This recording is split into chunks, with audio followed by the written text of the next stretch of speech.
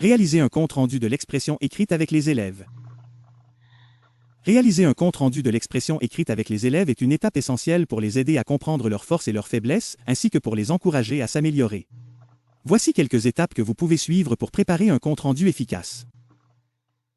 1. Revue individuelle des travaux.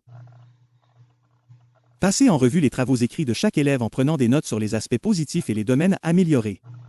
Identifiez les compétences linguistiques, la structure des phrases, la cohérence du texte, le vocabulaire utilisé, etc. 2. Identification des points forts. Mettez en évidence les points forts de chaque élève dans son expression écrite. Cela peut inclure une bonne utilisation du vocabulaire, une structure de phrase claire, des idées bien développées, une organisation logique du texte, etc. 3. Identification des domaines à améliorer. Identifiez les domaines dans lesquels chaque élève pourrait s'améliorer. Cela peut inclure des erreurs grammaticales récurrentes, un manque de cohérence dans le développement des idées, une utilisation limitée du vocabulaire, etc.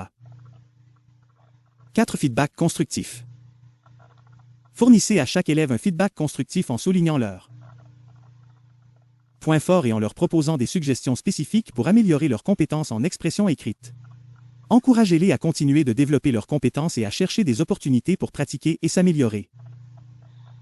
5. Encouragement et motivation. Assurez-vous d'encourager et de motiver les élèves à continuer de travailler sur leurs compétences en expression écrite. Félicitez-les pour leur progrès et soulignez l'importance de la pratique et de la persévérance dans l'amélioration de leurs compétences linguistiques. 6. Discussion en classe. Organisez une discussion en classe pour partager les observations générales sur les travaux écrits des élèves en mettant en évidence les points communs et les domaines d'amélioration. Encouragez les élèves à poser des questions et à échanger des conseils entre pairs. 7. Développement de plans d'action. Travaillez avec les élèves pour élaborer des plans d'action individuels visant à améliorer leurs compétences en expression écrite. Cela peut inclure des exercices de pratique supplémentaires, la lecture de modèles d'écriture, la participation à des ateliers d'écriture, etc.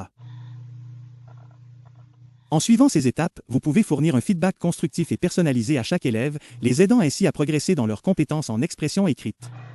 Ce processus contribue également à créer un environnement d'apprentissage positif où les élèves se sentent encouragés à s'améliorer continuellement.